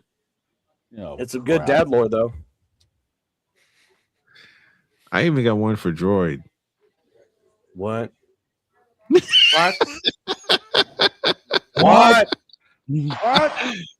What? All right, so we're at the end. We've covered everything we basically needed to cover. So I can finally ask my question. What do you think of Joe Hendry's new song? Who? I mean, Paul. It's not bad. Paul. Can we fire Logan Paul? Oh, gosh. That was hilarious.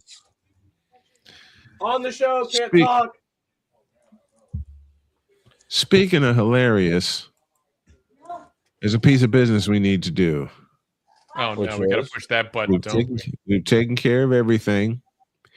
And a comment from Rising Rhino spurred me on today. And thank you, Rhino, for the criticism. We needed it. We need to stay focused on business, and we did. Now, let's have a little fun. And we need to see This is supposed to be fun. Oh, before we do that, this happens.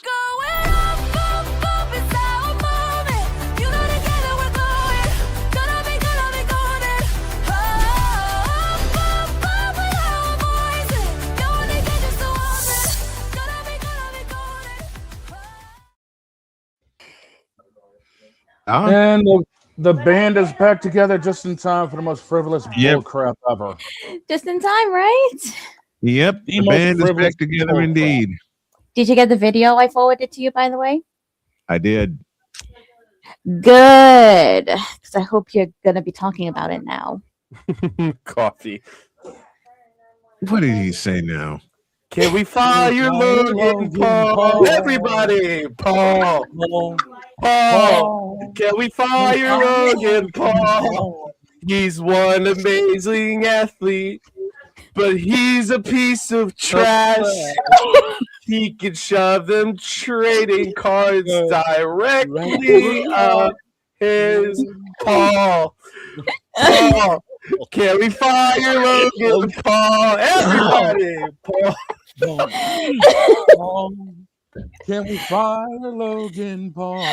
Are you okay there, Brian? This is why we love Joe Hendry on the main roster.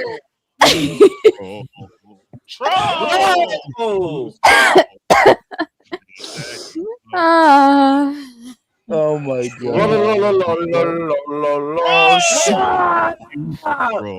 Napoleon, good to see you, by the way. I said that. Happy to be alive. Use Hey, a I'm troll. just saying, I haven't Troll. Use a troll. Seriously, boss? This again? I said that. The infinite loop? Oh, he did this to me last week. Don't worry about it. Use a troll. Troll! Use a troll. I said that. Use a troll. Listen, Victor, let me put it simply. Joe Shane, Hendry said it in his call. just a moment. Shane, finish it.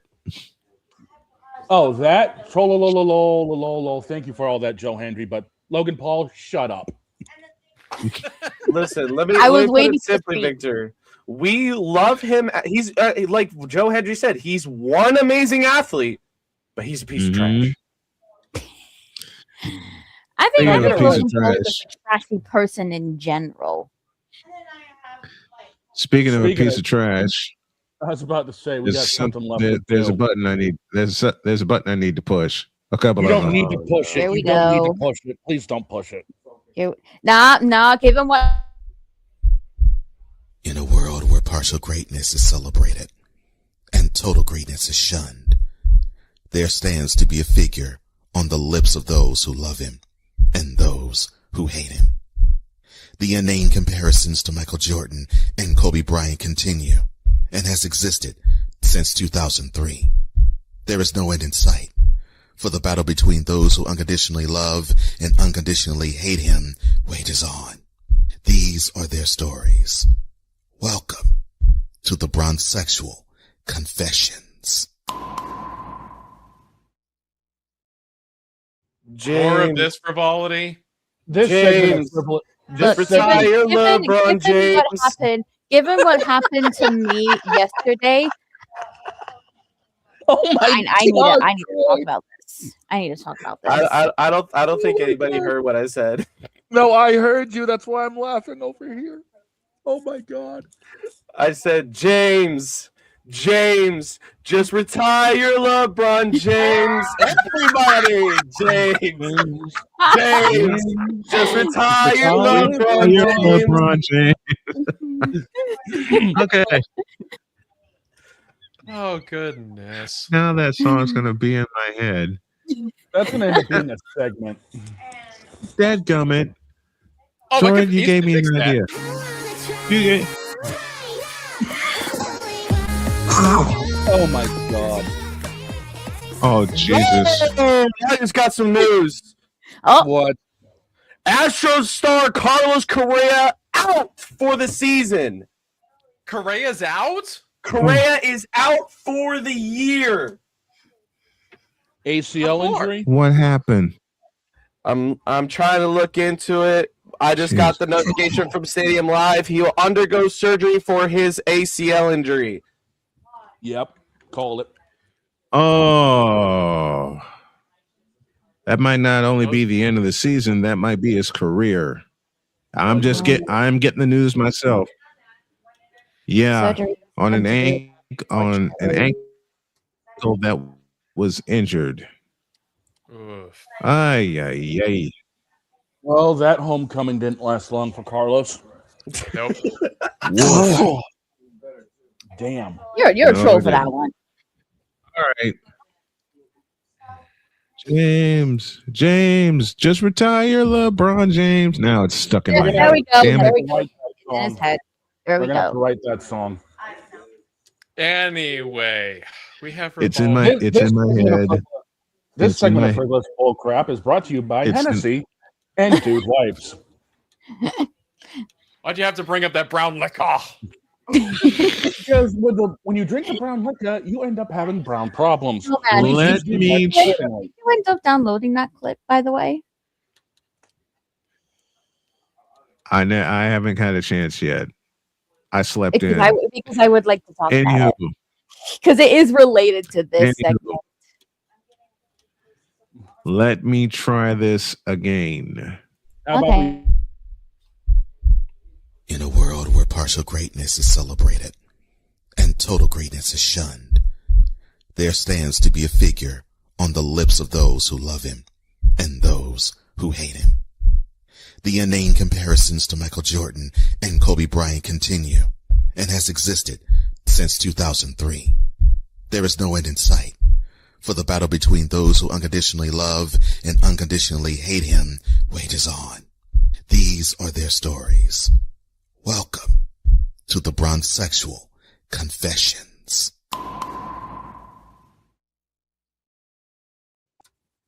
This segment is brought to you by that too. This segment is brought to you by Leica Wipes. When you play like absolute crap, please use Leica Wipes. James, just retire LeBron James. Give me this camera. Here we I was go. gonna say, this segment is sponsored by Gemini Full Body Tracking. Oh, wow. Okay. You know what? I wasn't hell even with going to it? do this. I wasn't. But inadvertently last night, before I had to take care of something with my family, I had a conversation with a Bronzexual. What you mean?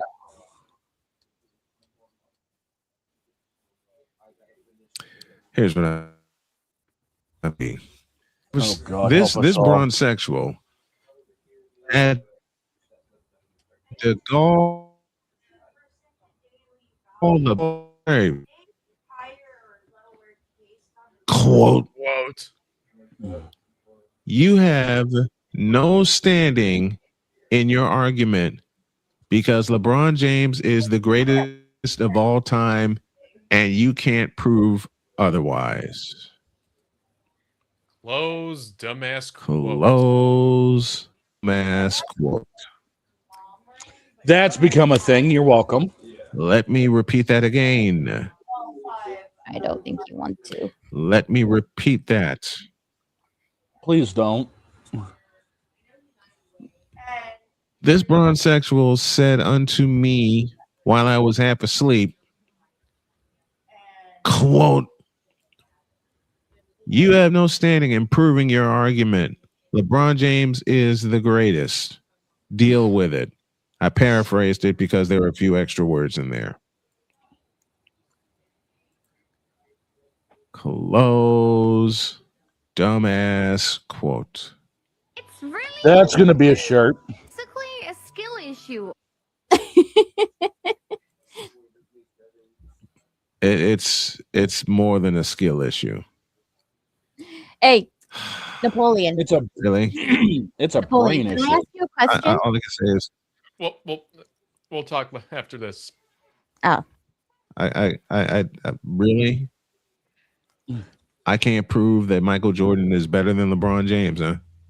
1988. Anybody? I can't prove that by saying I can't prove that by saying Michael Jordan has an award that LeBron will never win, which is Defensive Player of the Year.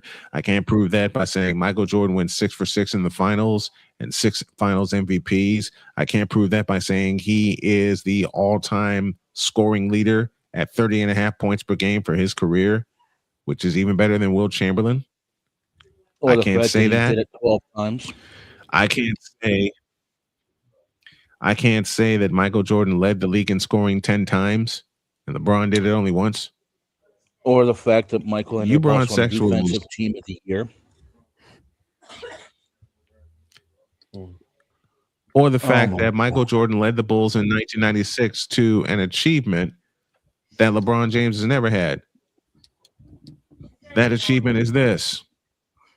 The Chicago Bulls in the 95-96 season were able to lead the league in scoring at 105.2 points per game while being the defensive giant and holding teams to 90.5 points per game, which also led the league.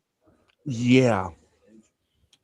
You can't tell me that Michael Jordan was the first player ever to lead the league in scoring and steals. Yeah, aw. Or how something about the LeBron fact that, James has something LeBron James has never done. Or how about the fact that the Bulls never saw a Game 7 in the finals while LeBron has lost Game 7s? Mm-hmm. Like, seriously, come on here. What are we doing? In the Bulls dynasty run, they only saw a Game 7 twice. Once against the Knicks in 1992, which was the East semifinals against the Indiana. That says this watered down version of basketball sucks. And you know why it sucks so bad? Not wrong. Because yes, LeBron, it is you. It has always been you. It always will be you forever and ever. Amen. LeBron James is at fault for everything wrong with the NBA. Flops, travels, lack of fundamentals. That's yeah, I one said it. Lack of fundament. I know. I'm going to say it a few times. Lack of fundamentals. LeBron James came into the league without fundamentals, and he never worked on his game. As I said 4 years ago before I went under the knife, LeBron James is trash, and you bronsexuals are worse. I don't know LeBron what's James worse, is bronsexuals. I don't know what's worse, the bronsexuals or the internet wrestling community. I could tell you something worse.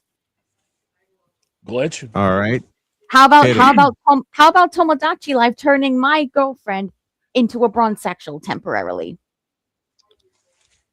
While I reset something, you tell everybody what happened. I'll be right back. And no, guys, I'm not joking when I say this. Let me give you the rundown. So I decided a couple of days ago that I would go ahead and turn our good friend Snowman into a me on my Tomodachi Life Island. So I did. Last night, he decided he wanted to be friends with my girlfriend Tia. So I basically decided that their conversation should be the general conversation Snowman goes to. And I am paraphrasing this because I obviously cannot say the real word that I used. But I had them talk about how trash LeBron is. Yeah. Trash. I have to edit that one. Here's where it all went wrong. Oh, no. So you have Snowman's me say, it seems that how trash LeBron is all everyone's talking about these days. And then you just have Tia just stood there and she's just like, I hate to break it to you, Brian, but that's not true anymore. It hasn't been true for a while now. It's like, are you kidding me? What are you doing? What are you doing to my wife? Why are you doing this? Why are you turning my wife into a bisexual? Stop it. Stop now. Stop. This game is broken. Please uninstall it this time. Thank you. Steve Harvey. We were all just sat there. We were shocked. We were appalled. There were people in my chat. This happened live on my stream, by the way, you guys. This happened live on my stream last night. If you're not following her, please do so. I even got the clip. Thanks to of course Matrix getting it highlighted. He sent it to me. I forwarded it to Snowman. But he can't show it because of the fact that he has to edit the swear words out. I gotta edit for something. radio. Yep. Yeah, I do. Point is, for a temporary amount of time, Tomodachi Life living the dream temporarily turned my girlfriend into a bronzesexual. Whenever you are in distress, please take off your baseball cap and throw it in the air. I think Napoleon was looking for this. Oh, hell no! Yes, I was. Thank you. Yes. Anyway, Napoleon, I was going to ask you, did you ever make like a sound clip of Mokoko saying skill issue? I don't have it on my board, but Snowman's got it. Could we please play that? Yes! Like that? Yes. That one. I don't know why, but I love hearing Mokoko say that. I'm just actually waiting for. All I'm just it waiting took for my was a butt little to get bit turned of into League that. of Legends. Give me this Gigi camera back. Murin, you chaotic gremlin.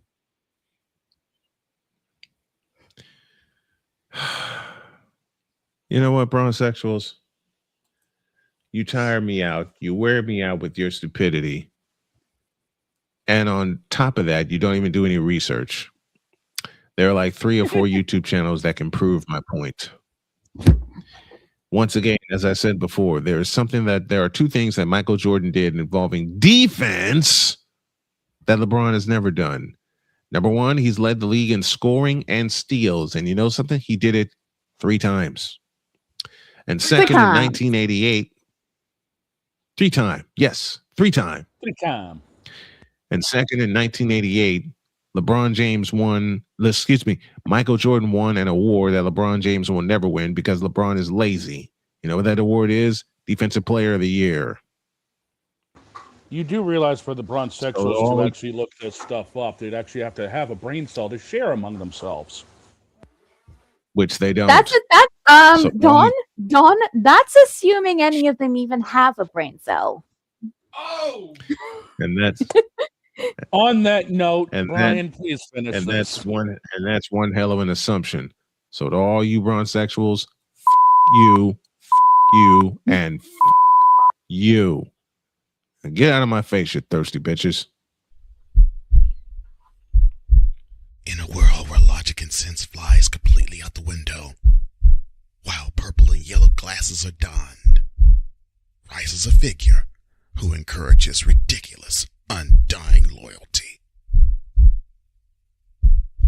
Good Lord, I'm about to throw up. This has been yet another installment of The Bronzesexual Confessions. Oh, good. I can wear my Good normal Lord, pants. Jen. Talk about turning my layup into an absolute freaking facial. Turning your what? I laid that Layup. ball up there and you doggone turned it into a poster dunk that belonged on Kodak. Damn. Tomorrow on the show, more playoff game breakdowns, more team breakdowns, and more stuff in baseball. Can the White Sox take 2 of 3 from the Angels? We'll find out. Can the Oakland Athletics keep their winning record in the American League West Division? Yeah, I know. I said something foul, but it's the truth. We'll find out all that and more tomorrow. Have a great day. God bless. Remember to make your next move your best move. And always remember, if your dreams don't scare you, they are simply not big enough. Dream big, do bigger. We are, and we hope y'all are too. And Rising Rhino, I thank you once again for your words. We took care of business today and stayed on track. Thank you for that, my friend. I love you. We're out of here. See you tomorrow.